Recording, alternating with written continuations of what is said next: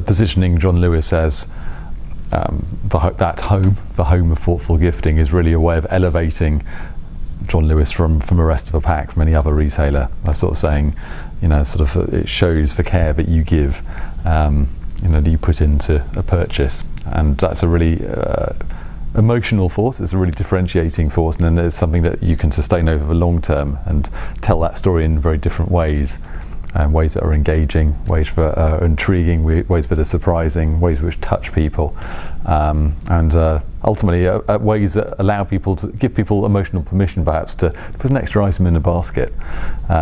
So those are all things that have kind of built for John Lewis case study and allowed it to build its brand credentials as a good place to go, and a place that people want to go to.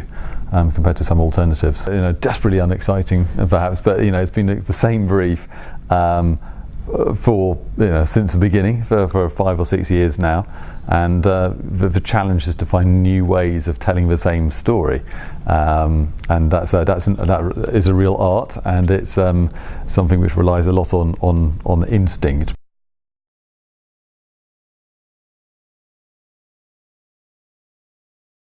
It's very easy to believe in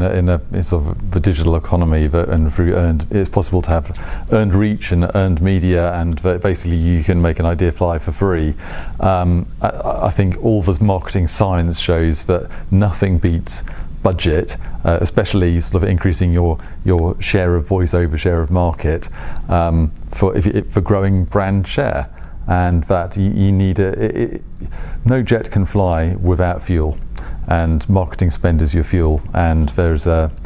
creativity is your multiplier, your turbocharger, but you have to put fuel in the jet, and so marketing investment is critical, as is applying the right balance of spend between the longer term brand jobs and the shorter term sales job. I think one of the things that has worked really well for John Lewis is clearly the advertising, and that's helped build a stronger relationship with the brand. But I think the other thing that's sort of really worked well for John Lewis is that they've actually done a very good job beyond just the marketing side of campaigns, building their kind of digital infrastructure through things like click and collect, SEO, and making sure that the ecosystem of different elements from different ways that you come into contact with a brand is all working. So their overall proportion of online sales is been growing, and that's been a real engine for their growth. Now that's worked hand in glove with the marketing, so that where you've got strong marketing and strong infrastructure working together, it means that you get driven from the advertising to go and check the online. It all works, super slick, super easy, click and collect. It's all, and that creates an overall brand experience which is very strong, and it's a virtuous circle. So that's working really well. Where I think it becomes a challenge in a modern climate for some marketeers and for some brands is the brand operates as an operating system across in all sorts of ways. Staff interactions, for example, customer service being another, but actually if those are not owned by some of the marketing department and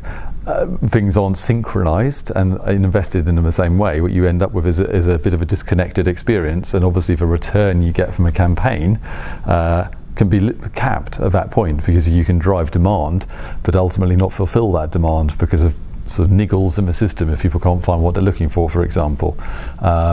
And that's a real challenge for brands, and ultimately it's a challenge for businesses as well, because it means they're not getting the returns, they're not deploying their overall investment strategy in a way that maximises profitability.